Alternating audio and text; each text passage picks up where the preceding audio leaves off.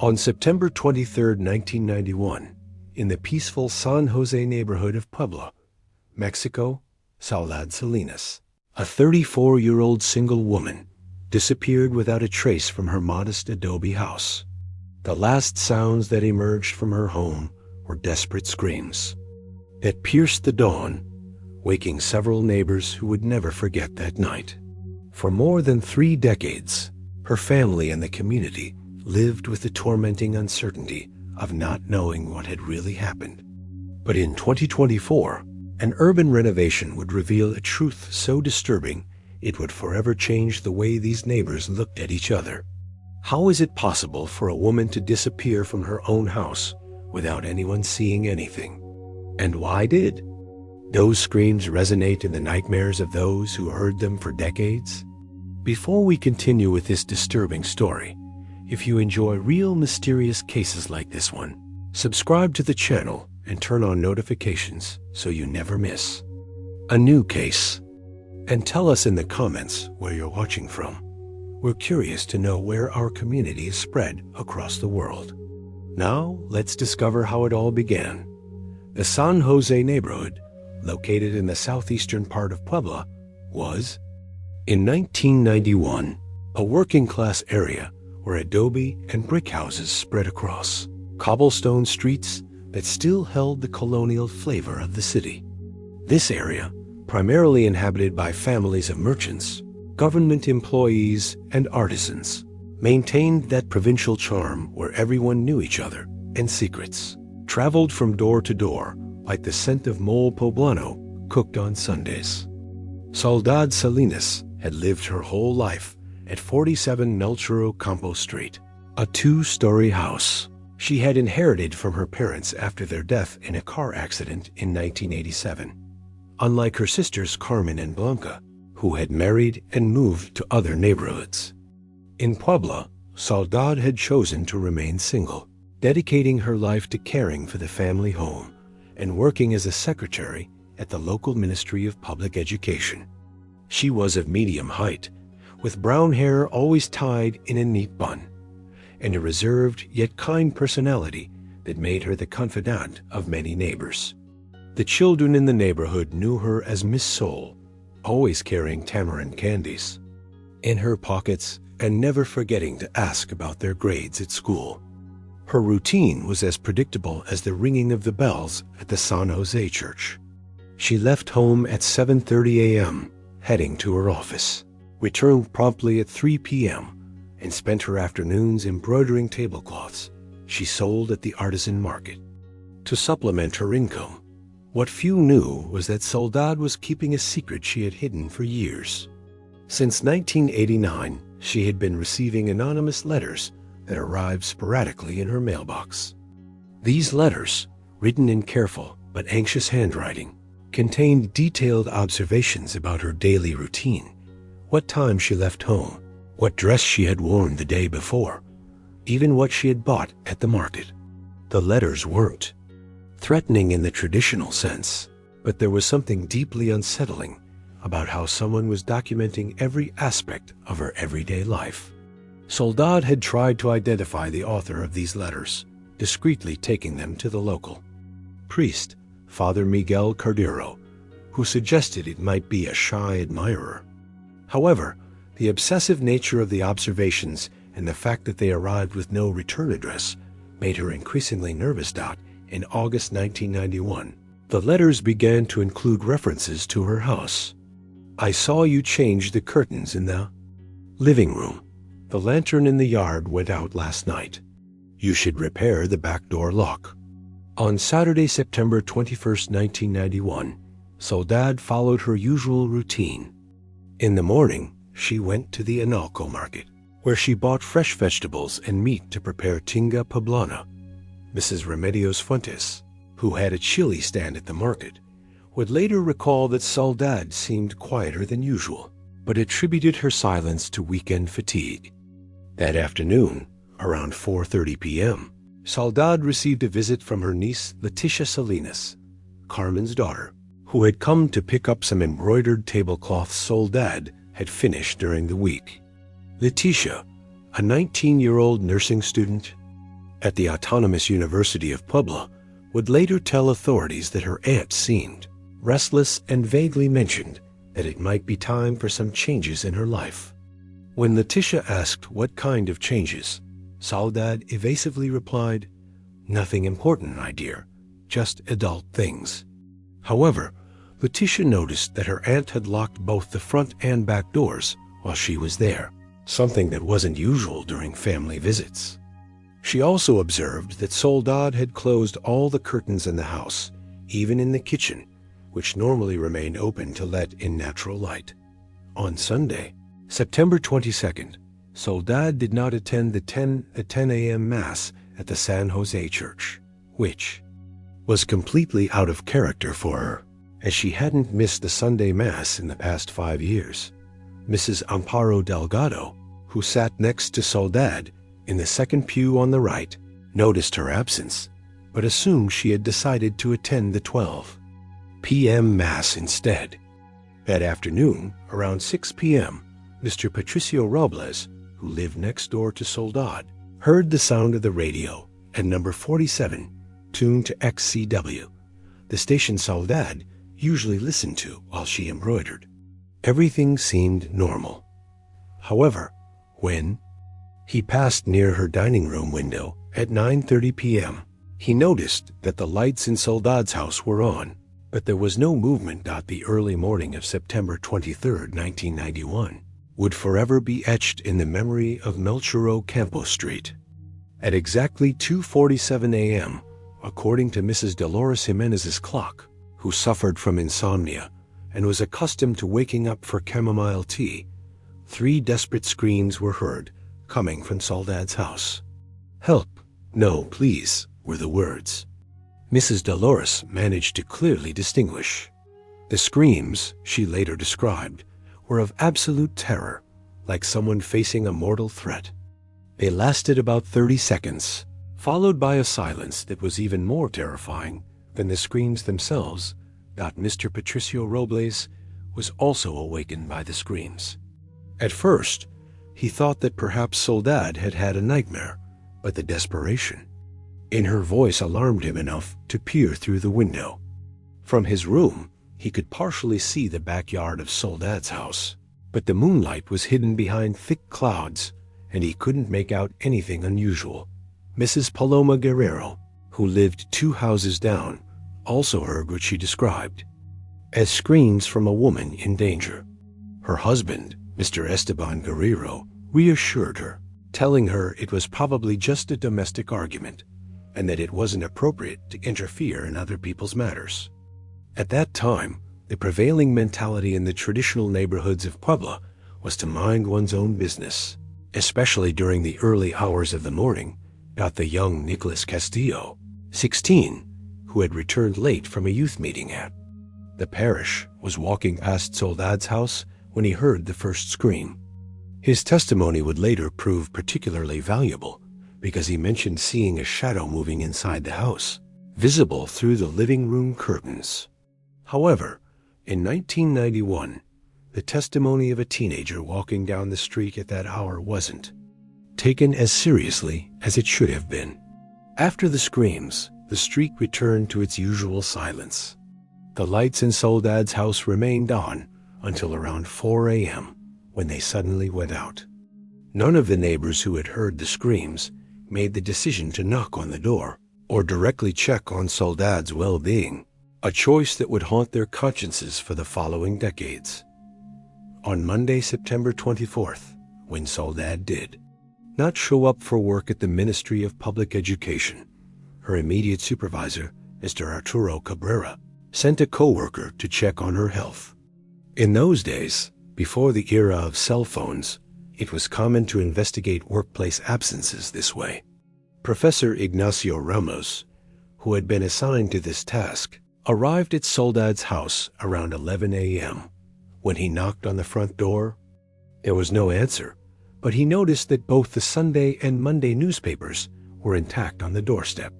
He walked around the house and found the back door slightly ajar, which struck him as strange, considering Soledad's meticulousness about the security of her home. Entering through the kitchen, Professor Ramos found a scene that deeply confused him.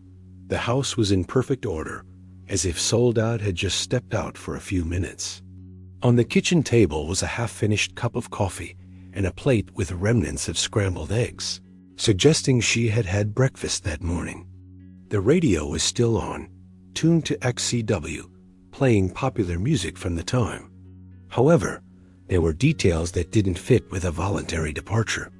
Soledad's bag was on the living room sofa with her work ID, cash, and house keys inside. Her bed was made, but the clothes she had worn on Sunday were carefully folded over a chair, as if she had planned to change clothes, but had been interrupted. On her bedroom desk, Professor Ramos found something that alarmed him considerably: a stack of anonymous letters tied with a red ribbon. The letters, written in blue ink with careful handwriting, contained detailed observations of Soledad's daily routine. The most recent letter, dated September 20th, said, "Tomorrow, Sunday, will be a special day. I've waited so long to speak to you face to face. No more letters, no more waiting." The case was immediately reported to the Puebla Public Security Directorate, and Commander Raul Nanez was assigned as the lead investigator. In 1991, investigations into missing persons followed less systematic procedures than today, but Commander Nanez was known for his meticulousness and had solved several important cases in the city. The first line of investigation focused on the anonymous letters. A handwriting analysis conducted by an expert from the state capital determined that the letters had been written by a right-handed person, likely male, with basic education. The ink used was common, the type sold in any stationery store in the city, and the paper was locally produced, eliminating the possibility of tracing the origin through these elements. Interviews with neighbors revealed testimonies about the screams in the early morning hours of September 23rd. However, none of the witnesses could provide specific information about any intruder or suspicious activity in the days leading up to the disappearance. The investigation of the scene revealed no signs of a struggle inside the house, nor was there any evidence that the locks had been forced.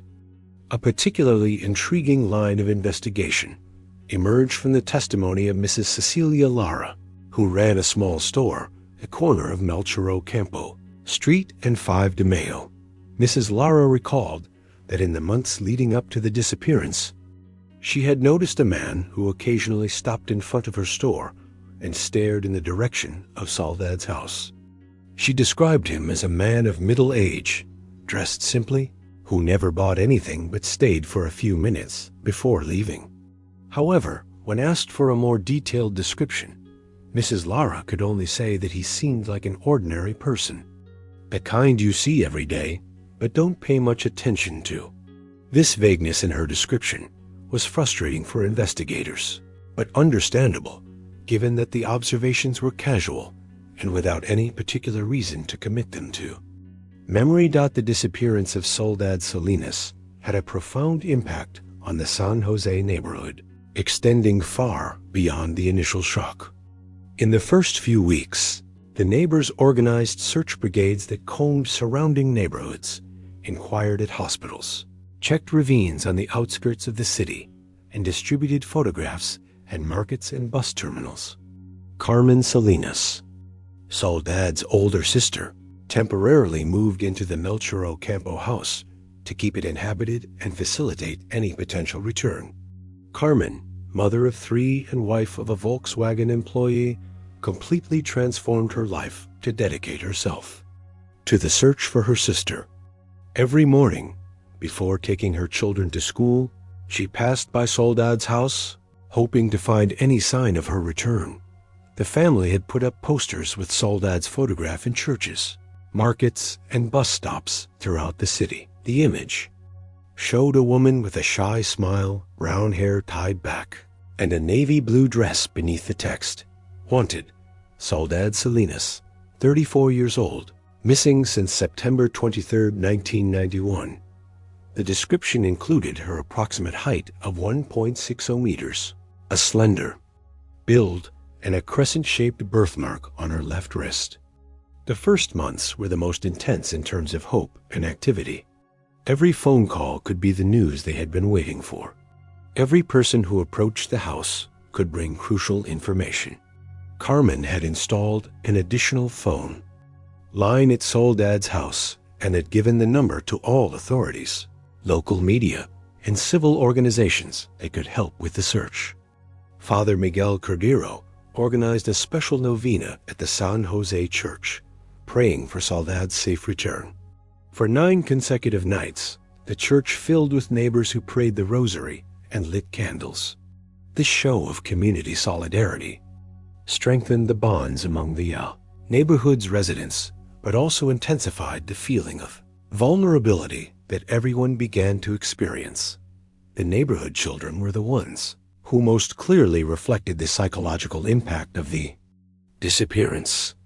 Many parents began to be stricter with their children's schedules and set new rules about not walking alone on the streets. Miss Soul, who had been a protective and familiar figure, had now become a reminder that terrible things could happen. Even in the safest place of all the home. As the months passed, theories began to proliferate within the community. Some believed that Soledad had decided to start a new life in another city. Perhaps she had met someone and decided to leave without notifying anyone to avoid family questioning. This theory, though not explaining the absence of her purse and documents, offered a less traumatic narrative than the alternatives. Others speculated that the author of the anonymous letters had escalated his obsession to the point of kidnapping. However, no ransom demand was ever received, which weakened this hypothesis. Moreover, while the Salinas family was middle class, they did not have the financial resources that would justify a kidnapping for monetary gain. A particularly disturbing theory circulating quietly among some neighbors was that Soledad had been the victim of some kind of domestic or personal violence that had escalated to the most severe consequences. Although Soledad had no known partner, some rumors suggested she might have been secretly involved in a relationship that had ended badly. However, no investigation revealed any evidence of hidden romantic relationships. By 1993, 2 years after her disappearance, the active search had significantly decreased. Carmen Salinas had returned to her own home, though she continued to visit Soledad's property weekly to keep it in order. The family had hired a private detective, Mr. Oswaldo Palacios, who had worked on several similar cases in the state of Puebla. Mr. Palacios followed some leads that had not been fully explored by the official authorities. His investigation revealed that in the months prior to her disappearance, someone had been asking questions about Soledad at her workplace. A secretary recalled that a man had appeared at the office asking about Soledad's work schedule, claiming to be a distant relative who wanted to visit her. However, when the detective tried to trace this lead, he discovered that the description of the supposed relative did not match any member of the Salinas family, and the man had provided false information about his identity. Unfortunately, in an era without surveillance systems, there was no way to identify this person beyond the vague recollections of witnesses. In 1995, 4 years after the disappearance, the Salinas family made the difficult decision to declare Soledad officially dead in order to resolve legal matters related to property and inheritance. Although necessary from an administrative standpoint, this process marked a moment of deep sorrow for Carmen and Blanca, who felt they were betraying the hope that their sister might still be alive somewhere. The house on Melchor Ocampo Street was rented to a young family, the Velascos, who knew the story but needed affordable housing in that part of the city. Carmen had decided to keep the property rather than sell it, holding on to the hope that someday there might be answers that would justify maintaining this physical connection to her missing sister. Between 1995 and 2010, Soledad Salinas' case entered what investigators call a dormant period. There were no new leads, no additional witnesses came forward, and life in the San Jose neighborhood returned to a new normal, which included the permanent absence of Miss Soul. However, this apparent normalcy concealed the deep marks the case had left on the community. Mrs. Dolores Jimenez, who had heard the screams that September morning, developed a sleep disorder that tormented her for years. Every time she heard nighttime noises, she relived that experience and would get up to check that everything was in order in her neighborhood. Mr. Patricio Robles, the neighbor in the house next door, had installed additional bars on all his windows and had adopted a large dog that barked at any suspicious movement. His wife remarked that since Soledad's disappearance, Patricio had developed an obsession with security that affected the normal family dynamic.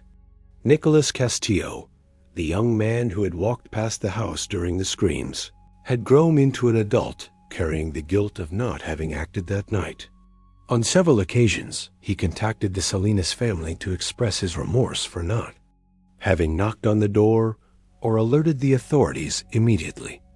This guilt motivated him to study criminology, and he eventually became an investigator at the Puebla State Attorney General's office. The family renting the house, the Velascos, experienced a few minor incidents that kept the ghostly presence of Soledad alive on the property. Mrs. Maria Elena Velasco reported several times that she found letters slipped under the front door, always in blank envelopes with no return address. Upon opening them, the letters contained only the words, "Where are you?" written in the same careful handwriting that the authorities had associated with Soledad's stalker. These letters were reported to the authorities, but the investigation did not reveal any new useful information.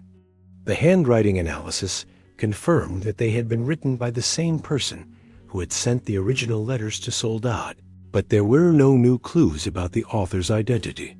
The most disturbing part was that this confirmed that whoever had been stalking Soledad was still alive and aware that the house remained connected to her memory. Carmen Salinas had maintained regular contact with the tenants and visited the property every month to check on the general conditions and collect any correspondence that might arrive. During these visits, she often stayed for a few minutes in Soledad's room, which had remained untouched since the day of her disappearance, as if hoping to find a clue that had been overlooked over the years. In 2003, 12 years after the disappearance, Carmen received a phone call that briefly revived the family's hopes.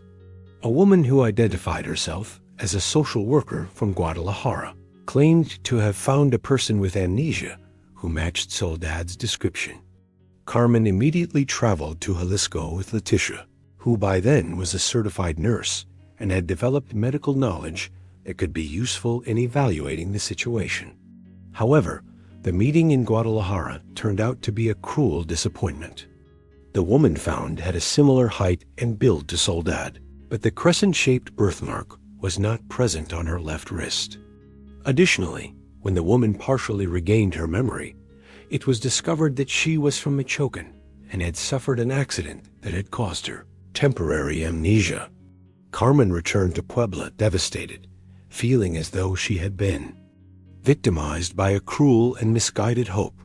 This incident marked a turning point in the family's grieving process. Carmen began attending a support group for relatives of missing persons that met at the San Francisco Parish in downtown Puebla. This group, facilitated by clinical psychologist Gerardo Ibarra, helped Carmen process the survivor's guilt she had been experiencing and develop strategies to live with the permanent uncertainty.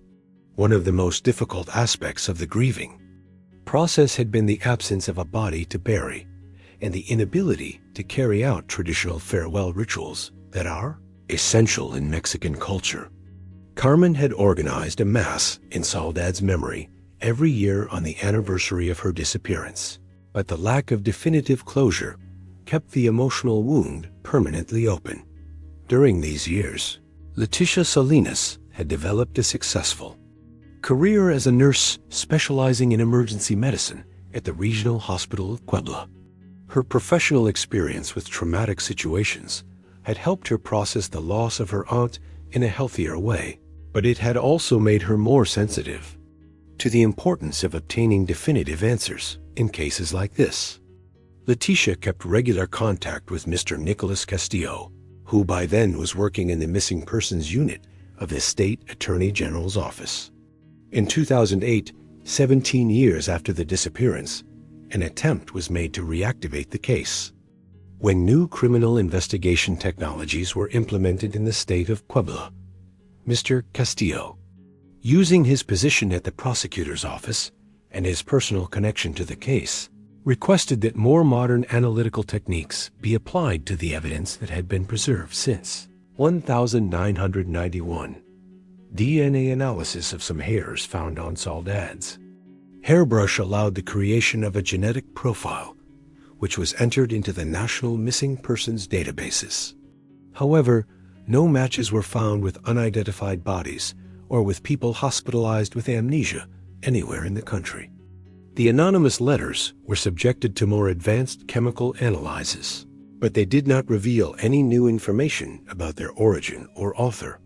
This renewed investigation effort, although it did not produce concrete results, had an important therapeutic effect on the family. Carmen felt that her sister's case had not been completely forgotten by the authorities, and that the new generation of investigators still had a genuine interest in solving unsolved mysteries. In March 2015, 24 years after Soledad's disappearance, an event occurred that unexpectedly rekindled interest in the case. Mr. Esteban Guerrero, who had lived on Melchor Campo Street during the time of the disappearance, passed away from a heart attack while working in his carpentry workshop. During the process of cleaning out his belongings, his eldest son, engineer Ruben Guerrero, found a wooden box in the workshop's basement containing personal documents from his father. Among these documents was something that deeply disturbed Ruben photographs of Soledad Salinas that had apparently been taken without her knowledge during the months leading up to her disappearance. The photographs showed Soledad performing everyday activities, leaving her house, shopping at the market, walking to the bus stop, returning from work. All the pictures had been taken from considerable distances, suggesting the use of a telephoto lens, and had notes on the back with specific dates and times. The notes were written in the same careful handwriting that had characterized the anonymous letters. Ruben Guerrero faced an emotionally devastating situation. His father, whom he had admired all his life as a hardworking and respectable man, had apparently been obsessed with the unmarried neighbor in a way that suggested stalking behavior. The photographs spanned a period of about 6 months before her disappearance, meticulously documenting Soledad's movements and routines. Ruben's decision about what to do with this information was deeply conflicted. On one hand, he felt morally obligated to report this discovery to the authorities and the Salinas family. On the other hand, revealing this information meant tarnishing his father's memory and potentially implicating him in Soledad's disappearance. Additionally, there was the possibility that his mother, Mrs. Paloma Guerrero, had known about his husband's activities. After weeks of internal deliberation and consultations with a trusted lawyer, Ruben decided to discreetly contact Mr. Nicholas Castillo from the Attorney General's office. The meeting between the two men was tense and charged with implications. Ruben handed over the photographs and documents, but requested that the investigation be handled with the utmost discretion to protect his mother and younger siblings. Mr. Castillo found himself facing both a professional and personal dilemma. The photographs constituted crucial evidence that could significantly change the case, but they also involved a family that had been respected in the community for decades. Furthermore, Mr. Esteban Guerrero had passed away, which eliminated the possibility of directly questioning him about his motivations and actions. The discreet investigation uncovered more disturbing details. In the same basement where the photographs had been found, there was a notebook containing detailed observations about Soledad's habits. These notes exactly matched the content of the anonymous letters she had received. The notebook also contained a rudimentary map of Soledad's house, with indications of the locations of windows, doors, and the interior layout that could only have been known by someone who had been inside the property. Even more disturbing, there were sketches of what appeared to be plans to enter the house undetected. The drawings showed the back door and included notes about the times when the neighbors were usually asleep or absent. There were also references to a key with the notation, "Copy obtained August 1991, written in red ink." This evidence suggested that Esteban Guerrero had not only been stalking Soledad from a distance, but had escalated his behavior to gain physical access to her home. The timeline established by the dates in the notebook indicated that he had been planning some form of direct encounter during the weeks leading up to the disappearance. With this new evidence, Soledad Salinas' case was officially reopened in April 2015.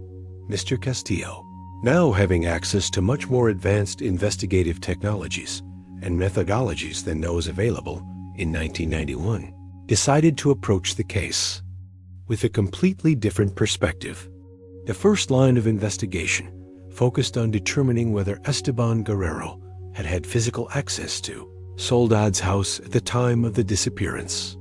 Records from the local locksmith showed that in August 1991, someone had requested a duplicate key, providing a clay impression, an old method for copying keys without needing the original.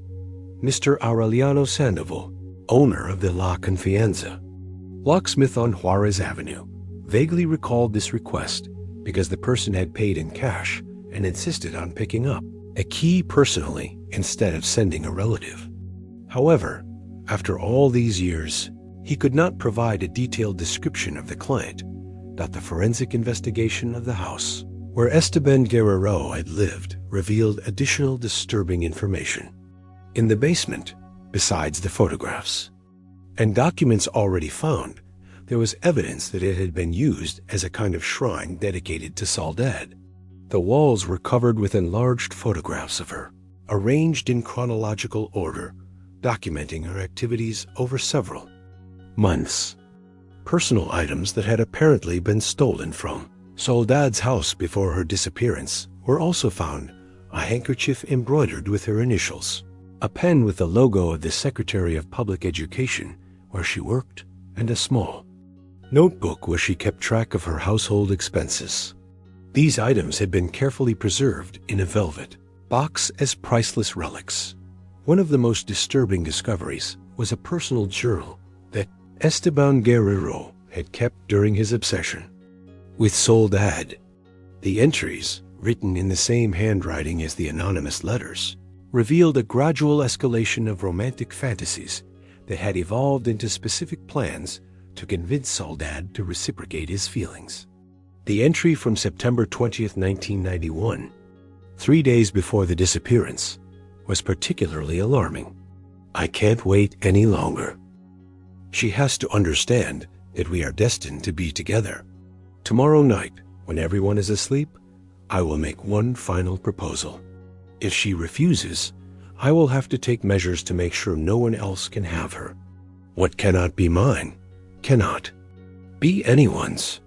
This entry provided a clear timeline that coincided with the testimonies of neighbors about the screams heard during the early morning hours of September 23rd, suggesting that Esteban Guerrero had entered Soledad's house that night, possibly to confront her about his feelings, and that the situation escalated to a point of no return.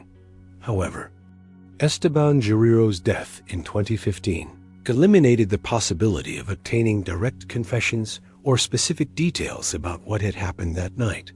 The investigation would have to rely entirely on physical evidence and third-party testimonies to reconstruct the events.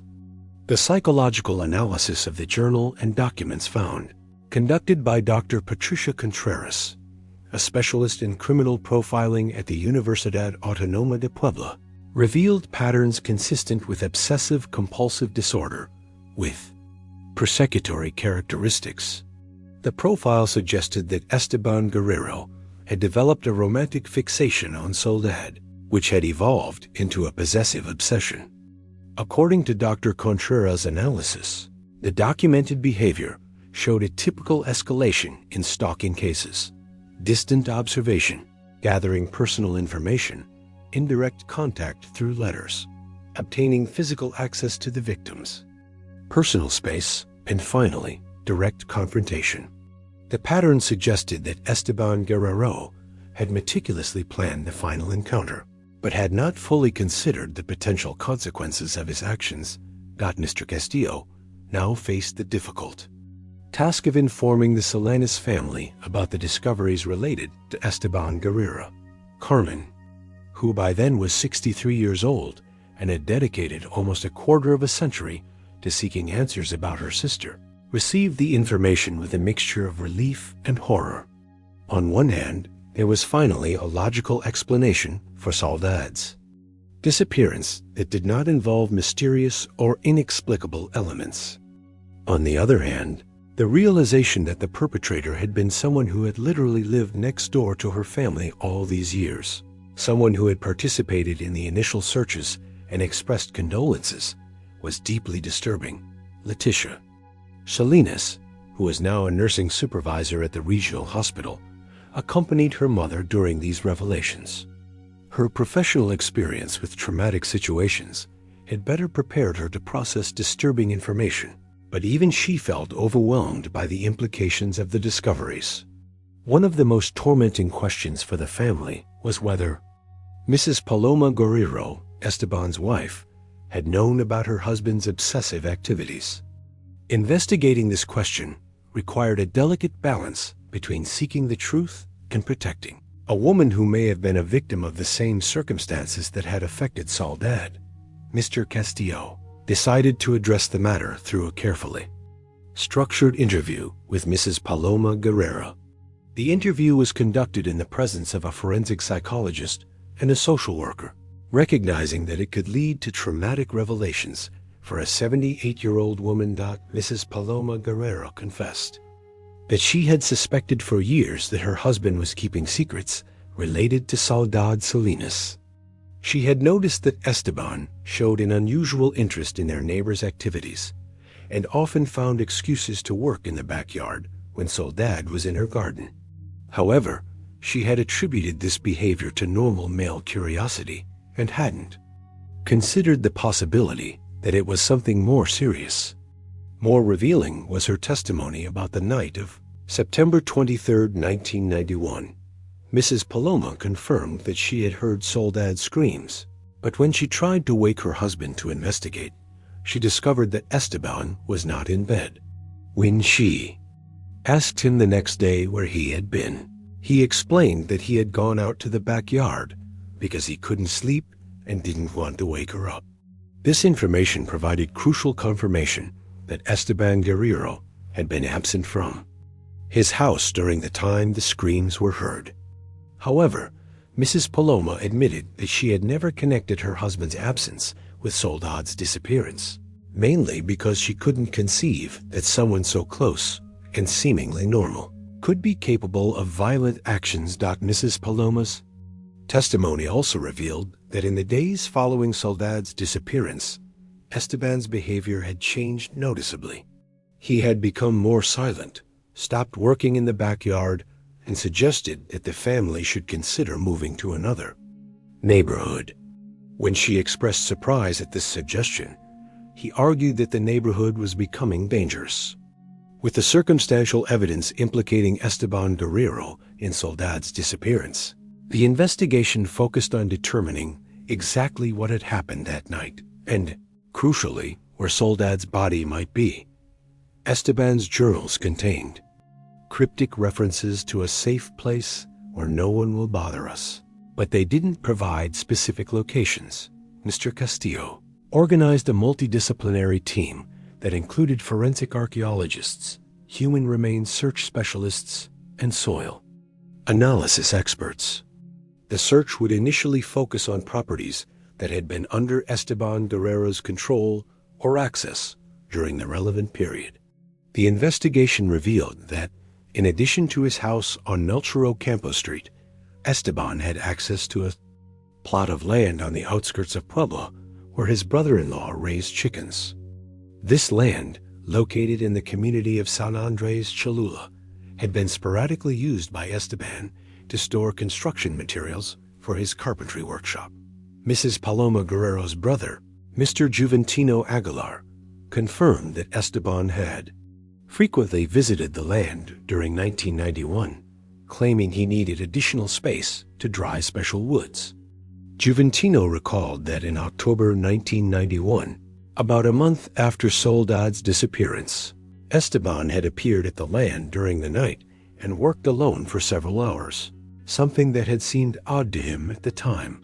The ground radar analysis revealed anomalies in the soil that suggested excavations had been filled in. One of these anomalies, located near an eucalyptus tree that had apparently been planted in 1991, showed characteristics consistent with an improvised grave. Excavating this area with archaeological techniques to preserve any evidence revealed human remains, buried about 1.5 meters deep. The remains were wrapped in a blue woolen blanket that the Salinas family immediately identified as a quilt that Soledad had been embroidering in the months leading up to her disappearance. Forensic analysis of the remains confirmed that they belonged to a woman approximately 35 years old, with physical characteristics consistent with Soledad Salinas. The crescent-shaped birthmark on her left wrist, preserved in the bone tissue, provided definitive identification. DNA testing, compared with family samples, confirmed with 99.97% certainty that the remains belonged to Soledad Dot, with the discovery of Soledad's body and all the accumulated evidence. It was possible to reconstruct the events of the night of September 23, 1991, with high probability. Forensic analysis revealed that Soledad had died from asphyxiation, most likely manual strangulation, with no evidence of sexual violence or prolonged torture. The most probable sequence of events, according to the investigative team's reconstruction, began when Esteban Guerrero entered Soledad's house using the duplicate key he had obtained in August. He had probably waited until the early hours of the morning to ensure that the neighbors were deeply asleep. Esteban found Soledad asleep in her room and woke her up to confront her with his feelings. The screams heard by the neighbors likely occurred when Soledad woke up and found an intruder in her house, someone who had been stalking her for months through anonymous letters. According to the psychological profile developed by Dr. Contreras, Esteban likely tried to convince Soledad to reciprocate his romantic feelings, possibly arguing that he had demonstrated his devotion through months of attention and observation. When Soledad rejected his advances and expressed terror at his presence, the situation escalated quickly. The specific screams heard by the neighbors, "Help, no, please," suggested that Soledad had tried to ask for help and begged for her life when she realized Esteban represented a mortal threat. The relatively short duration of the screams indicated that Esteban acted quickly to silence her, likely out of panic at the possibility of the neighbors coming to investigate. The forensic analysis revealed no evidence of premeditation for the homicide. The patterns of injury suggested that Esteban strangled Soledad in a moment of panic and rage, possibly when she threatened to scream again or attempted to escape. The nature of the crime suggested an impulsive escalation of a situation that Esteban had planned as a forced romantic encounter. After Soledad's death, Esteban had to face the reality of committing homicide. Evidence suggested he remained in the house for several hours, likely until dawn, planning how to conceal his crime. The lights that neighbors had observed on until 4 a.m. likely corresponded to this period of desperate planning. Esteban had wrapped Soledad's body in the quilt she had been embroidering, a choice that may have held symbolic meaning for him as a representation of the domestic plans he had fantasized about sharing with her. He had likely transported the body using his work truck, which he had parked in the backyard of the house to avoid being seen by neighbors on the main street. The burial on his brother-in-law's land had likely been chosen because Esteban had regular access to this location and knew the times when it would be uninhabited. The planting of the eucalyptus tree over the grave suggested an attempt to permanently mark the location while simultaneously camouflaging it. The resolution of Soledad Salinas's case, after more than 3 decades, had a profound impact on the San Jose neighborhood and the wider public community. For the neighbors who had lived with the mystery all these years, the revelation that the perpetrator had literally been living among them generated a fundamental reevaluation of their concepts of security and community trust. Mrs. Dolores Jimenez, who had heard the screams that fateful night, experienced a mix of relief and renewed trauma upon learning the truth. On one hand, she felt satisfaction that there was finally an explanation for the sounds that had tormented her for decades. On the other hand, the realization that she had been living next to the killer for years made her question her ability to judge people's character. Mr. Patricio Robles, who had been an immediate neighbor to both Soledad and Esteban, was particularly affected by the revelations. For over 30 years, he had maintained a cordial relationship with Esteban. They had shared conversations about gardening, lent each other tools, and discussed soccer. The idea that all this time he had been exchanging pleasantries with Soledad's killer confronted him with the superficiality of neighborly relationships. For Mrs. Paloma Guerrero, Esteban's wife, the revelation represented a complete existential crisis. She had shared her life for over 40 years with a man who turned out to be capable of actions she could never have imagined. Her process of re-examining decades of marriage, searching for signs she may have overlooked, became a psychological torture that required intensive professional intervention. Esteban and Paloma Guerrero's children faced the challenge of reconciling the memory of the father they had known with the reality of the criminal that had been revealed. Ruben Guerrero, who had discovered the initial evidence, experienced complex guilt for uncovering the truth that destroyed his family while simultaneously providing closure to the Salinas family. The broader Puebla community followed the case through local media, and it became a frequent topic of discussion about the hidden dangers that can exist in seemingly safe communities. The case was cited by women's rights organizations as an example of how stalking can escalate into lethal consequences if not taken seriously by authorities and society. The resolution of Soledad Salinas's case led to significant changes in the missing persons investigation protocols in the state of Puebla. Licenciado Nicolas Castillo, whose personal connection to the case had driven the renewed investigation, proposed the implementation of more systematic systems to preserve evidence over the long term and to review cold cases using new technologies. The Soledad Salinas Protocol was established, requiring that all missing persons cases be reviewed every 5 years using the most current available investigative technologies. This protocol recognizes that many cases that seem unsolvable at a given time may become solvable with advances in forensic techniques and investigation methods. Carmen Salinas, who had finally obtained the answers she had been searching for over 3 decades, established a foundation dedicated to helping families of missing persons. The Foundation Soledad provides psychological support, legal advice, and resources for private investigations to families facing situations similar to what she had endured. Leticia Salinas used her experience and position in the healthcare system to develop specialized care protocols for families of missing persons. Her work focused on recognizing that grieving for a disappearance without resolution requires therapeutic approaches different from those used for other types of loss. The house at 47 Melchor Ocampo Street was finally sold by the Salinas family, who decided that keeping the property no longer held the same meaning now that they had obtained closure. The new owners, aware of the history, transformed the space into a small community center offering psychological support services for victims of domestic violence and harassment. The case also prompted changes in state legislation related to harassment and stalking.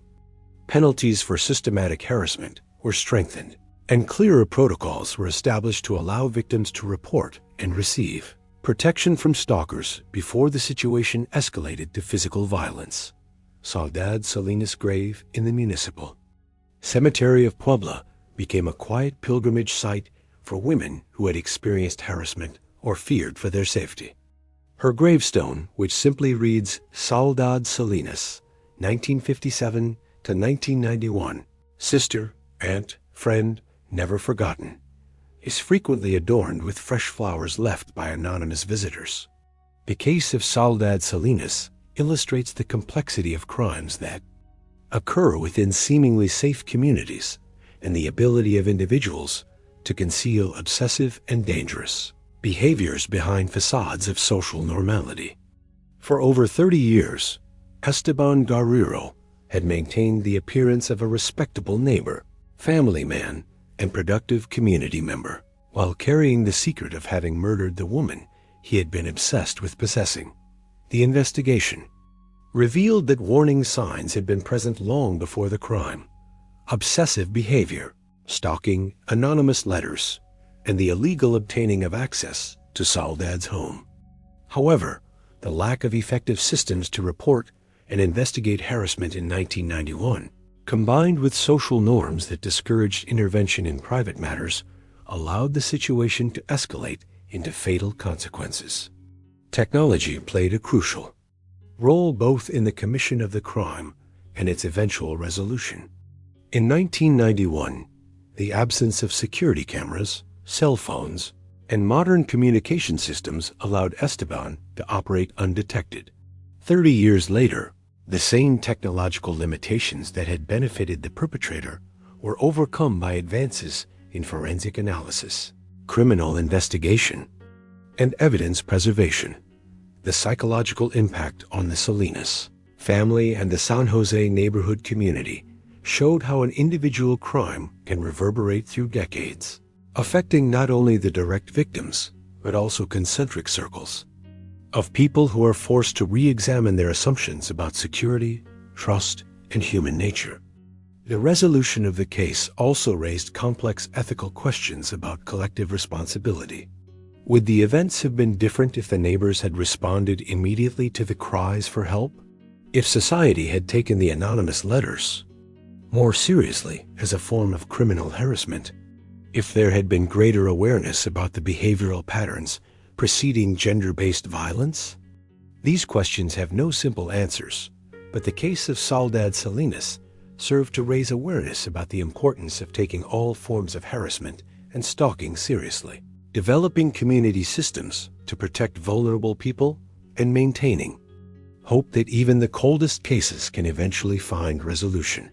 For Carmen Salinas, who dedicated most of her adult life to searching for answers about her sister's fate, the resolution of the case represented a bittersweet ending.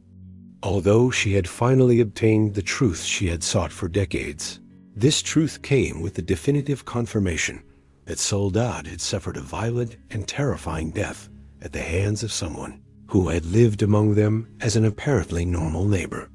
The story of Soledad Salinas became a reminder that the most dangerous monsters are not strange figures emerging from the shadows, but people we know, who live in our communities, who participate in our social routines while concealing obsessive impulses that can become lethal under the right circumstances. This case shows us how the most disturbing crimes can happen right next to us, perpetrated by people we believe we know. Esteban Guerrera's silent obsession with Soledad Salinas gradually escalated from distant observation to systematic stalking and finally homicide, all while maintaining a facade of normality that deceived his family and community for more than 3 decades. What do you think of this story? Did you identify the warning signs throughout the narrative? Do you think the neighbors could have done anything differently that fateful night? Share your reflections in the comments.